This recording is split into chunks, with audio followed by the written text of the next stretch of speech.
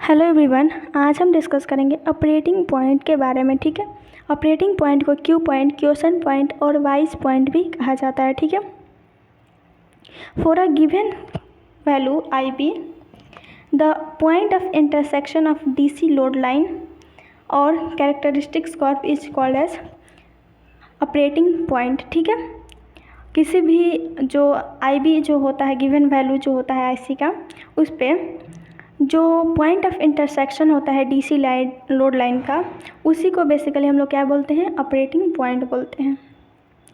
ये operating point इसलिए ज़रूरी होता है क्योंकि जब हम लोग बीजेटी एज एन एम्पलीफायर को समझ रहे थे, उस कंडीशन में क्या होता था कि हम लोग को जो इनपुट हम लोग जो देते हैं वो क्या होता है, एसी में होता है। ठीक है, और जो हम लोग को आउटपुट मिलता है वो भी एसी में मिलता है और वो लार्ज सिग्नल मिलता है हम लोग को। ठीक है, तो उसमें हम लोगों को ये डिसाइड करना होता है कि जो बीजेटी है वो किस पॉइंट पे ऑपरेट करे ताकि जो हम लोगों को जो आउटपुट सिग्नल मिले वो डिस्टॉर्शन फ्री हो, उसमें किसी भी प्रकार का कोई भी उसमें डिस्टॉर्शन नहीं हो और हम लोग को फेथफुल आउटपुट मिले। ठीक है, तो इसीलिए हम लोग ऑपरेटिंग पॉइंट का यूज करते हैं।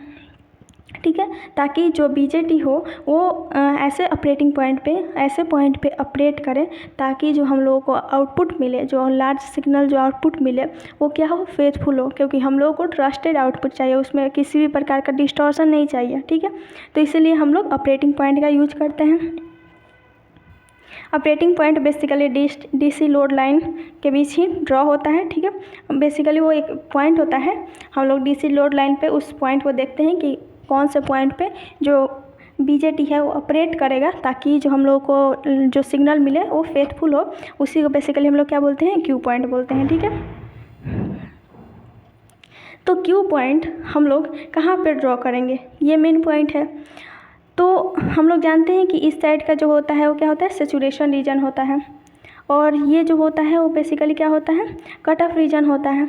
तो सैचुरेशन रीजन और कट ऑफ रीजन में हम लोग ऑपरेटिंग पॉइंट को नहीं ड्रॉ करते हैं, क्योंकि अगर मान लेते हैं कि हम लोग यहाँ पे सिग्नल को हम लोग को यहाँ पे आउटपुट सिग्नल, यहाँ पे अगर हम लोग ऑपरेट करते हैं तो जो आउटपुट सिग्नल मिलेगा वो क्या होगा, इस साइड चूँकि इधर करंट फ्लो ही नहीं होता है तो क्या होगा कि इधर का जो ये जो पार्ट होगा वो क्या हो जाएगा, कट ऑफ हो जाएगा। ठीक है, क्लिप ऑफ हो जाएगा, रिमूव हो जाएगा। तो ये हम लोगों को क्या मिला, फेथफुल जो आउटपुट हुआ वो नहीं मिला। तो इसका मतलब है कि हम लोग यहाँ पे अगर ऑपरेट करते हैं क्यू पॉइंट को, यहाँ पे अगर हम लोग ऑपरेट करते हैं बीजेटी को, तो क्या होगा कि हम लोगों को आउटपुट जो मिलेगा वो ट्रस्टेड आउटपुट नहीं होगा। वहीं अगर हम लोग कट ऑफ रीजन में जब बीजेटी को ऑपरेट कराते हैं तो जो हम लोग को आउटपुट मिलेगा वो बेसिकली क्या होगा, ट्रस्टेड आउटपुट नहीं होगा, क्योंकि आधा पार्ट तो इसमें कट ही जाएगा। ठीक है, तो इसीलिए जो हम लोग जो क्यू पॉइंट होता है, जो बीजेटी होता है उसको हम लोग ऐसे पॉइंट पे ऑपरेट करते हैं ताकि जो हम लोग को आउटपुट मिले वो ट्रस्टेड हो। तो हम लोग कहाँ पे ऑपरेट करेंगे, एक्टिव रीजन में। ठीक है, एक्टिव रीजन में हम लोग करेंगे, इस साइड हम लोग करेंगे, इस रीजन में करेंगे। तो ज़्यादातर सही रहता है जब हम लोग ऑपरेटिंग पॉइंट को मिडिल में करते हैं। मिडिल में अगर हम लोग बीजेटी को ऑपरेट कराते हैं तो क्या होगा कि जो हम लोग का आउटपुट मिलेगा वो फेथफुल मिलता है और डिस्टॉर्शन फ्री मिलता है। ठीक है, अगर हम लोग अपवर्ड शिफ्ट करते हैं क्यू पॉइंट को तो क्या होता है, उसमें डिस्टॉर्शन होता है, वो सैचुरेशन रीजन में जाता है तभी भी डिस्टॉर्शन होता है, और डाउनवर्ड जाता है, कट ऑफ रीजन में जाता है तो भी क्या करता है, वो उसमें डिस्टॉर्शन होता है और वो फेथफुल नहीं होता है। ठीक है, तो इसीलिए क्यू पॉइंट जो होता है उसको मिडिल में ऑपरेट किया जाता है। ठीक है, नेक्स्ट जो है वो है factor affecting the stability of Q point. ठीक है, कौन कौन सा फैक्टर है जो कि क्यू पॉइंट के स्टेबिलिटी को अफेक्ट करता है। ठीक है, क्योंकि अब मान लेते हैं कि हम लोग मिडिल में क्यू पॉइंट जो बीजेटी है उसको ऑपरेट करेंगे, जिसको हम लोग क्या बोलते हैं, ऑपरेटिंग पॉइंट बोलते हैं। लेकिन मान लेते हैं यहाँ पे क्या है, मिडिल में क्या है, आई बी जो है 30 डिग्री है, 30 माइक्रो एम्पियर है, और यहाँ पे आई सी का वैल्यू मान लेते हैं यहाँ पे 20 मिली एम्पियर है, और यहाँ पे जो VCC है उसका हम लोग वैल्यू मान लेते हैं यहाँ पे 0.67 है, जो भी मानना है मान सकते हैं यहाँ पे। तो क्या होगा कि यहाँ पे जो अब बीजेटी है वो अगर इस पॉइंट पे ऑपरेट कर रहा है तो आईबी का वैल्यू इतना है, आईसी का वैल्यू इतना है और वीसीसी का वैल्यू कुछ इतना है, ठीक है। अब मान लेते हैं कि हम लोग आईबी को बढ़ाते हैं तो क्या होगा, जो क्यू पॉइंट होगा वो यहाँ पे आएगा। फिर मान लेते हैं कि आईसी भी बढ़ जाएगा तो और वीसीसी भी बढ़ेगा। तो ये अगर बढ़ता है या फिर डिक्रीज होता है फिर इंक्रीज होता है, चेंज होता है, तो उसके वजह से क्या होगा, जो क्यू पॉइंट होगा वो भी चेंज हो जाएगा, ठीक है। तो ये बेसिकली क्या करता है, जो क्यू पॉइंट होता है उसको अफेक्ट करता है। तो हम लोगों को बस देखना है इसमें कि जो क्यू पॉइंट होता है वो किस किस फैक्टर पे अफेक्ट करता है। तो 3 तो पॉइंट यही हो गया, और भी बहुत सारा पॉइंट होता है, ठीक है। जैसे Q point instability due to temperature, temperature जो होता है वो भी क्यू पॉइंट को अफेक्ट करता है, क्योंकि the junction temperature of transistor is dependent on the amount of current flowing through the transistor. जो जंक्शन टेम्परेचर होता है, क्योंकि अब टेम्परेचर जो होता है वो तो सब में होगा, जो भी डिवाइस होता है उसमें तो टेम्परेचर होता ही है, ठीक है। तो जो जंक्शन टेम्परेचर होता है ट्रांजिस्टर का वो क्या होता है, डिपेंडेंट होता है अमाउंट ऑफ करंट के जो कि ट्रांजिस्टर से फ्लो हो रहा है। करंट जो फ्लो होता है उस पर जो टेम्परेचर होता है डिपेंड करता है। अब करंट तो फ्लो होगा ही ट्रांजिस्टर में, तो क्या होगा, टेम्परेचर भी क्या होगा उसके, अगर करंट ज़्यादा फ्लो हो रहा है तो टेम्परेचर क्या होगा, ज़्यादा होगा, ठीक है। Due to increase in temperature following parameters of the transistor will change. और अगर टेम्परेचर इंक्रीज कर रहा है या फिर डिक्रीज कर रहा है तो उस कंडीशन में जो ट्रांजिस्टर में बहुत सारे पैरामीटर्स होते हैं जो कि चेंज होते हैं। फर्स्ट जो है वो है VBE, ठीक है, base to emitter voltage. The base to emitter voltage decreases at the rate of 2.5 millivolt per degree Celsius with increase in temperature। जो VBE होता है वो डिक्रीज होता है at the rate of 2.5 millivolt पर degree celsius with increase in temperature. जब temperature जो होता है वो इंक्रीज होता है तो जो VBE होता है डिक्रीज होता है 2.5 मिलीवोल्ट पर डिग्री सेल्सियस के रेट से, ठीक है। Therefore, the base current IB will increase and it will force IC to change and hence the Q point also change। और जब IB चेंज होता है, जब IB चेंज होता है, इंक्रीज करता है, ठीक है, तो उस कंडीशन में जो कलेक्टर करंट होता है वो भी इंक्रीज करता है। जैसा कि हम लोग कॉमन इमीटर कॉन्फ़िगरेशन में देखे थे कि जो कॉमन इमीटर कॉन्फ़िगरेशन होता है उसमें IB जो होता है, जो बेस करंट होता है वो इनपुट करंट होता है, ठीक है। और अगर इनपुट करंट ज़्यादा है, इंक्रीज कर रहा है, तो उस कंडीशन में क्या होगा, आउटपुट में जो करंट जाएगा वो भी तो ज़्यादा होगा। तो जो IC होता है वो आउटपुट करंट होता है कॉमन इमीटर कॉन्फ़िगरेशन का, जिसकी वजह से क्या होगा, जो कलेक्टर करंट होगा वो भी क्या करेगा, इंक्रीज करेगा, चेंज होगा, जिसकी वजह से अगर मान लेते हैं IB चेंज हो रहा है, IC चेंज हो रहा है, तो क्या होगा, क्यू पॉइंट भी चेंज होगा, ठीक है। तो ये बेसिकली VBE अगर चेंज होता है तो अल्टीमेटली हमारा क्यू पॉइंट भी चेंज होता है, ठीक है। नेक्स्ट जो है वो है beta. The current gain of the transistor is temperature dependent. जो बीटा होता है वो भी टेम्परेचर डिपेंडेंट होता है, ठीक है। We know that IC equal to beta IB, ठीक है।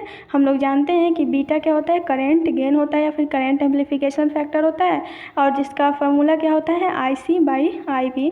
तो अगर हम लोग IC फाइंड आउट करें तो क्या हो जाएगा, बीटा IB, ठीक है। तो अगर बीटा इंक्रीज हो रहा है क्योंकि ये टेम्परेचर डिपेंडेंट है, और टेम्परेचर डिपेंडेंट होने का मतलब क्योंकि टेम्परेचर बढ़ रहा है, और तो क्या होगा, जो बीटा होगा वो भी बढ़ेगा। टेम्परेचर अगर चेंज हो रहा है तो बीटा भी चेंज होगा, ठीक है। तो करंट अगर फ्लो हो रहा है तो टेम्परेचर तो बढ़ेगा, और टेम्परेचर बढ़ेगा अगर तो क्या होगा, बीटा भी बढ़ेगा। अगर टेम्परेचर घट रहा है तो बीटा भी घटेगा। इससे क्या होगा, अगर बीटा बढ़ रहा है तो क्या होगा, ये तो डायरेक्टली प्रोपोर्शनल है तो IC भी बढ़ेगा, और अगर बीटा घट रहा है तो क्या होगा, IC भी घटेगा, ठीक है। तो इससे क्या होगा कि IC अगर चेंज हो रहा है इसका मतलब क्या है, क्यू पॉइंट भी चेंज होगा, ठीक है। तो बीटा हो गया और VBE हो गया, ठीक है। नेक्स्ट जो है वो है leakage current, ICB nought. The reverse saturation current और leakage current of the reverse bias common base configuration flows due to minority current carriers, ठीक है। जो रिवर्स सेचुरेशन करंट होता है जो ICV नॉट होता है वो भी टेम्परेचर डिपेंडेंट होता है, और ये बेसिकली जो लीकेज करंट होता है वो माइनॉरिटी करंट कैरियर्स के वजह से होता है, ठीक है। और ये जो ICV नॉट होता है जो लीकेज करंट होता है वो 10 degree Celsius, every 10 degree Celsius पे वो क्या होता है, डबल हो जाता है। मान लेते हैं कि ICV नॉट का वैल्यू अगर मान लेते हैं 2 मिली एम्पियर है या फिर 4 मिली एम्पियर है तो क्या होगा, और 10 डिग्री सेल्सियस पे, तो 20 डिग्री सेल्सियस पे क्या हो जाएगा, ये क्या हो जाएगा 4 हो जाएगा। वैसे ही 30 डिग्री सेल्सियस पे क्या हो जाएगा, वो 8 हो जाएगा। तो ये डबल होते जाता है। वहीं 40 डिग्री सेल्सियस पे क्या होगा, ये 16 हो जाएगा, ठीक है। तो इस तरह से क्या होता है कि जब पर 10 डिग्री सेल्सियस पे ये जो ICV नॉट होता है उसका वैल्यू डबल हो जाता है। तो इसलिए हम लोग कह सकते हैं कि ये भी क्या है, टेम्परेचर डिपेंडेंट है। और हम लोग जानते हैं कि जो IC होता है वो इक्वल होता है किसके किसके, beta IB plus 1 plus IB ICV not के। तो ये भी क्या है, चूँकि प्लस में है तो अगर ये बढ़ रहा है तो IC भी बढ़ेगा, अगर ICV नॉट घट रहा है तो IC क्या होगा, घटेगा। और अगर ICBO चेंज हो रहा है, इससे पता चल रहा है कि जब ICBO चेंज हो रहा है तो IC क्या हो रहा है, वो भी चेंज हो रहा है, और अगर IC चेंज हो रहा है तो क्या होगा, Q पॉइंट भी चेंज होगा, ठीक है।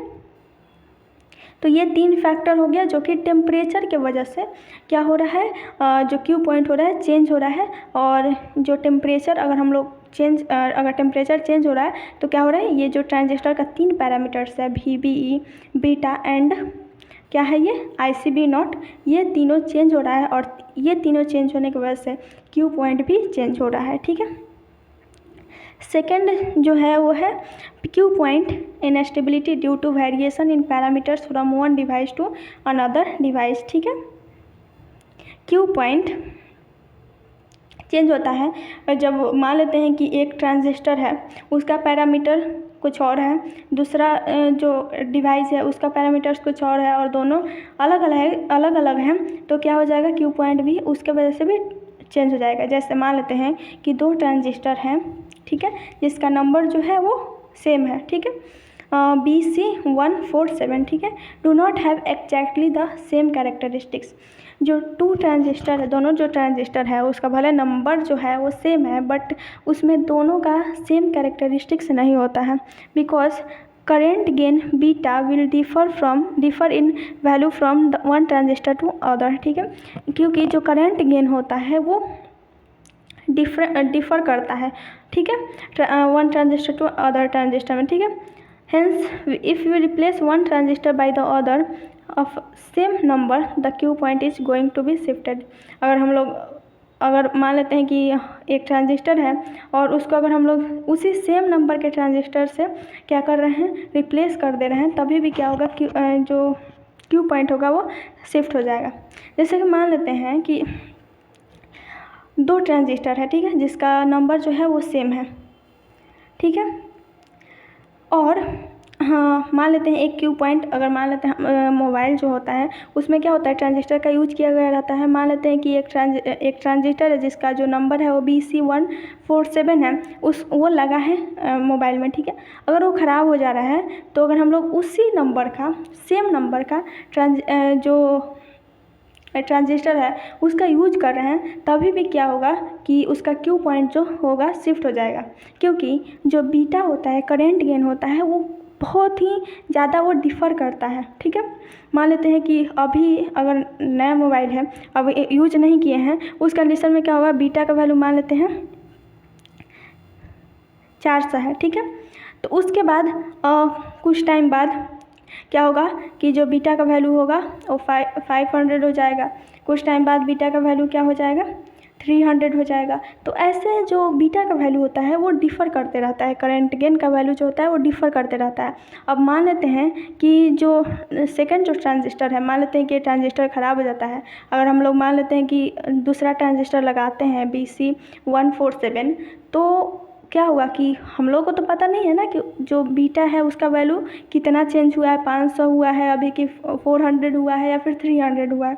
तो अगर हम लोग जो सेम नंबर का जो ट्रांजिस्टर है वो भी अगर लगाते हैं तो उस कंडीशन में क्या होगा कि जो जो मोबाइल होगा वो अच्छे से बहुत जल्दी ख़राब हो जाता है, अच्छे से वर्क नहीं करता है।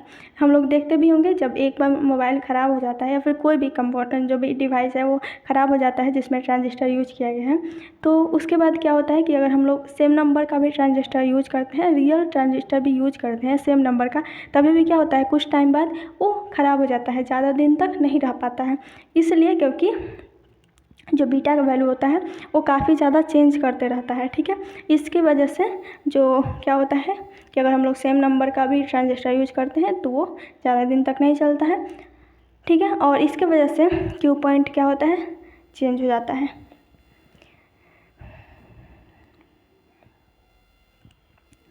नेक्स्ट जो है वो है बाइस स्टेबलाइजेशन फैक्टर, ठीक है। ये तो हो गया कि फैक्टर कौन कौन सा फैक्टर क्यू पॉइंट को अफेक्ट करता है। नेक्स्ट जो है वो है बाइस स्टेबलाइजेशन फैक्टर, ठीक है। The process of making Q point independent from temperature changes and variation in transistor parameters is known as a bias stabilization factor.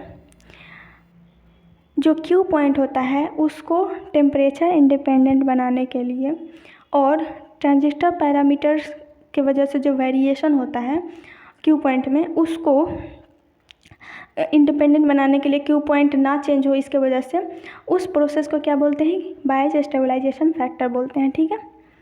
It is necessary to avoid thermal runway and destruction of transistor.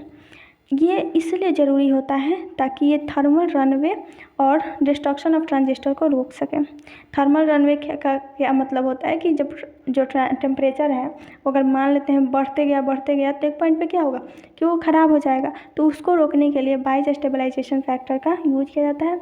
और साथ ही साथ transistor जो है वो ख़राब ना हो, destruct ना हो, उसके लिए भी हम लोग क्या करते हैं, बाइस स्टेबलाइजेशन फैक्टर का यूज करते हैं, ठीक है। ताकि क्यू पॉइंट जो हो वो स्टेबल रहे। और क्यू पॉइंट बार बार चेंज हो रहा है तो क्या होगा कि जो ट्रांजिस्टर होगा वो ख़राब हो जाएगा, तो इसीलिए क्या करते हैं हम लोग बाइस स्टेबलाइजेशन फैक्टर का यूज करते हैं। Stability factor, the rate of change of collector current with respect to leakage current at constant VBA and beta is called stability factor. It is denoted by S, ठीक है। Stability factor क्या होता है, the rate of change of collector current, ठीक है, rate of change of collector current with respect to leakage current DICBO, ठीक है, at constant VB and beta, ठीक है, उसको क्या बोलते हैं हम लोग, स्टेबिलिटी फैक्टर बोलते हैं। इसको हम लोग क्या किससे डिनोट करते हैं, S से, ठीक है। यहाँ पे क्या हो जाएगा, S इक्वल टू क्या हो जाएगा, DIC, ठीक है, divided by DICBO, rate of change of IC divided by rate of change of ICBO at constant VBE और बीटा, ठीक है। उसको हम लोग क्या बोलते हैं, स्टेबिलिटी फैक्टर बोलते हैं। इसको S से डिनोट करते हैं। The value of stability factor should be low. जो स्टेबिलिटी फैक्टर होता है उसका वैल्यू लो होना चाहिए ताकि जो क्यू पॉइंट हो उसमें लेस वेरिएशन हो। मीन्स कहने का मतलब कि जो स्टेबिलिटी फैक्टर होता है वो जितना ही कम होगा उतना ही क्या होगा, जो क्यू पॉइंट होगा वो स्टेबल होगा और उतना ही ज़्यादा सही रहता है। जितना ही कम क्यू जो स्टेबिलिटी फैक्टर हो जितना ही कम हो उतना ही जो क्यू पॉइंट होता है स्टेबल होता है और सही रहता है। Thus the low value of S is consider to be good. इसलिए जो स्टेबिलिटी फैक्टर होता है उसका अगर लो वैल्यू हो तो वो अच्छा होता है। इसका कुछ और भी फार्मूला है स्टेबिलिटी फैक्टर का, rate of change of IC divided by rate of change of VBE at constant ICBO और बीटा, ठीक है। वहीं सेकंड जो फार्मूला है वो, थर्ड जो फार्मूला है वो है S equal to rate of change of IC divided by rate of change of beta और कांस्टेंट क्या हो, ICBO और VBE, ठीक है। General equation for stability factor, ठीक है। तो हम लोग जानते हैं IC जो होता है वो beta IB plus 1 plus beta into ICBO होता है। जब हम लोग इसको विथ रिस्पेक्ट टू IC मतलब IC के रिस्पेक्ट में जब भी हम लोग इसको डिफ्रेंशिएट करते हैं तो हमको क्या मिलता है, DIC by DIC beta DIB by DIC और प्लस 1 प्लस बीटा, क्योंकि ये 1 प्लस बीटा जो है कांस्टेंट है और ये बीटा जो है वो कांस्टेंट है, ठीक है। तो क्या हो जाएगा, ये बाहर हो जाएगा DICBO बाई DIC, ठीक है। तो यहाँ पे क्या हो जाएगा 1, यहाँ पे B DIB बाई DIC और ये जो है हम लोग जानते हैं, अभी देखे थे कि जो एस स्टेबिलिटी फैक्टर होता है वो क्या होता है, DIC डिवाइडेड बाई DICBO, ठीक है, at constant VB and beta, ठीक है। तो ये जस्ट अपोजिट है इसके, तो क्या हो जाएगा 1/s हो जाएगा, ठीक है। तो यहाँ पे 1/s कर देंगे यहाँ पे, ठीक है। तो इसको हम लोग सिंप्लीफाई करते हैं तो हमको क्या मिलता है, स्टेबिलिटी फैक्टर, यहाँ पे स्टेबिलिटी फैक्टर क्या मिलता है, ये जो है वो इस साइड जाएगा, तो क्या हो जाएगा 1 - बीटा DIB/DIC, ठीक है।